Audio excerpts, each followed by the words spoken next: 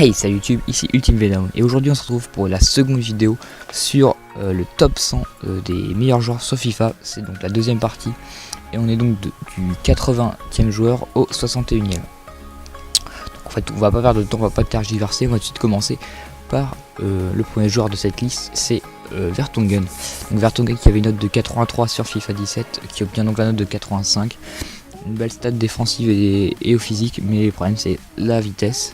Pour les centrales c'est un peu léger, donc personnellement je pense que je vais pas utiliser. Ses conditions c'est élevé, donc il va tendance à beaucoup monter, donc c'est peut-être c'est pas mon type de défenseur à moi. Ensuite nous avons Angel Di Maria qui avait une note de 87, donc là il a un -2 cette année. Bon, il garde toujours ses 5 étoiles de la technique, ce qui est juste intéressant chez lui. Après il joue en Ligue 1, c'est quand même un championnat moins utilisé sur FUT, donc 86 de vitesse c'est pas mal, pour un ailier. 85 de dribble, c'est au vu de ses 5 étoiles, 82 de passe, 38 de physique, 117 de tir, c'est un peu léger, donc on va dire qu'il paye sa mauvaise saison au Paris Saint-Germain. Ensuite nous avons Philippe Luis qui avait 85 également sur FIFA 17, donc bon, pas très rapide pour un défenseur gauche. Bon, la stat défensive suffit, il est quand même assez complet, c'est un bon défenseur gauche. Ensuite nous avons Lorenzo Insigne qui avait une note à 83 puis qu'il a été up à 84, donc maintenant il obtient une note de 85. Une carte assez intéressante, j'aurais peut-être mis 92 de vitesse, parce qu'il est vraiment très rapide pour l'avoir vu plusieurs fois jouer, avec un 5 étoiles 4 étoiles de geste technique, qui fait quand même la différence, avec ses 89 de dribble. Ensuite nous avons Azpilicueta qui avait une note de 84, donc il a eu un up cette année, enfin un +1 pour FIFA 18.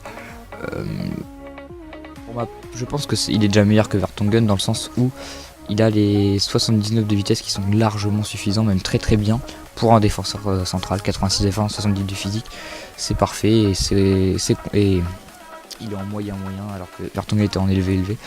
Je préfère Azpilicueta personnellement. Ensuite nous avons Miralem Pjanic qui avait une note de 85 et qui la garde. Bon, Pjanic très bon milieu, après il est assez complet, même s'il a une stat défensive plus faible que les autres, mais bon, honnêtement je préfère jouer en MOC avec, si je joue avec, parce que cette année j'ai pas joué avec. Ensuite nous avons Jordi Alba qui obtient un note de 85, il avait 86 sur FIFA 17, 93 de vitesse, et vraiment son point fort, la vitesse bien entendu de l'espagnol. Après c'est vrai que la stat physique ça pêche un peu, mais bon, c'est quand même une très belle carte et un très bon défenseur gauche. Ensuite nous avons Keylor Navas, le portier madrilène, qui obtient la note de 85, donc il stagne également, il avait 85 aussi sur FIFA 17, très bonne stat, hein, on va pas se mentir, mais c'est vrai qu'en gardien en Liga, je pense à Oblak qui doit avoir beaucoup plus, qui doit être plus intéressant. Ensuite nous avons Blaise Matuidi, ancien joueur du Paris Saint-Germain qui a été transféré pour 20 millions hors bonus il me semble vers la Juventus de Turin. Donc il me semble que Matuidi il avait 86 l'an dernier, donc là il a 85, il perd un de général, et sinon il est quand même assez complet en termes de tir, c'est pas tellement ça. 76 de dribble, je pense que c'est un peu trop. Bon, vous avez juste à taper Matuidi geste technique sur YouTube pour comprendre pourquoi je le dis. Ensuite nous passons à Casemiro, qui pour moi est le meilleur milieu défensif d'Europe avec N'Golo Kanté. Donc Casemiro qui avait une note de 82 qui a été up à 83, donc là il obtient une note de 85, il a quand même une belle carte, mais très peu de vitesse, c'est dommage, mais avec le tir on sait pas ce qu'on lui demande non plus, mais pour moi je pense que c'est la vitesse que c'est un peu son point faible. Sinon sa stat défensive et au physique c'est exceptionnel. Donc ensuite nous avons Alexandre Lacazette, ancien joueur lyonnais, qui a signé pour 60 millions Arsenal il me semble, il avait 85 l'an dernier, il les garde aussi. Rien à dire sur Lacazette, un très bon attaquant, regardez ses stats offensives, elles sont incroyables. Ensuite nous avons Miranda, qui avait 86 l'an dernier, donc il les garde. La vitesse 71 c'est peut-être un petit peu juste, c'est quand même pas mal, mais il y a quand même mieux quand on a vu Azpilicueta par exemple. 88 de défense c'est beaucoup, et 77 de physique je lui aurais mis peut-être 80, parce qu'il est quand même très physique quand on le voit jouer. Pepe c'est transféré gratuitement, enfin il a changé de club à la fin de son contrat avec le Real Madrid, au Beşiktaş. Du coup Pepe avait 88, on va dire que c'est plutôt le changement de championnat qui fait qu'il se prend un moins 2, ouais. Après aussi il était blessé en fin de saison il me semble, donc c'était un peu une année compliquée pour Pépé avec l'éclosion on va dire de Varane. Ensuite nous avons Alaba qui avait 87 l'an dernier et cette année bon il y aura 86. Je pense que c'est normal parce que pour moi Marcelo est meilleur que lui à ce poste, donc je pense que les mettre tous les deux au même niveau c'était un peu compliqué. Donc après bon ils ont choisi de mettre Marcelo devant je pense, à la suite de ce qu'on verra dans la liste.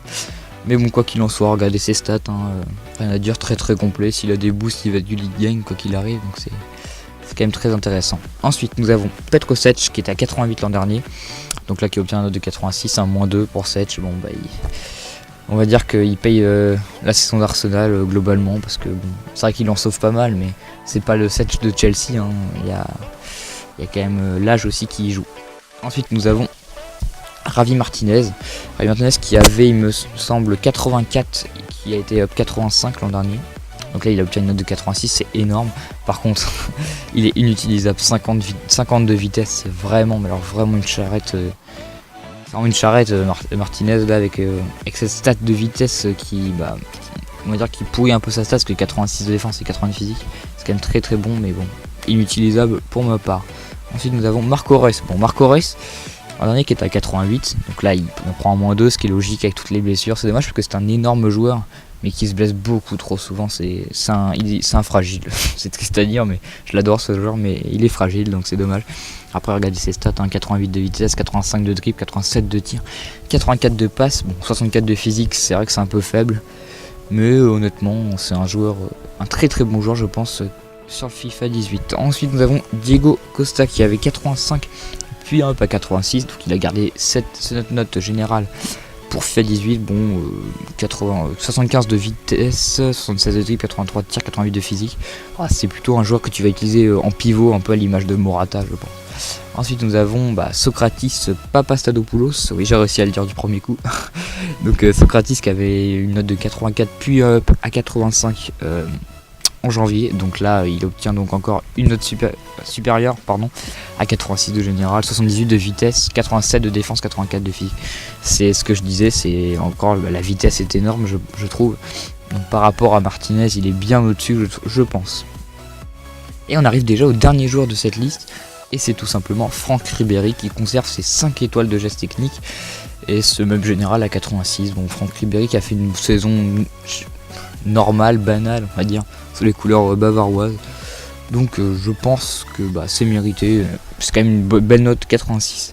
Donc voilà, on a fait le tour des joueurs de 80 à 61, des 61 meilleurs joueurs de FIFA 18. Il me semble que demain ou après-demain il y aura la de 60 à 41, donc je suis assez pressé de voir les prochaines notes. Bon, j'espère que cette courte vidéo vous aura plu, courte mais 8 minutes, 9 minutes, on verra bien.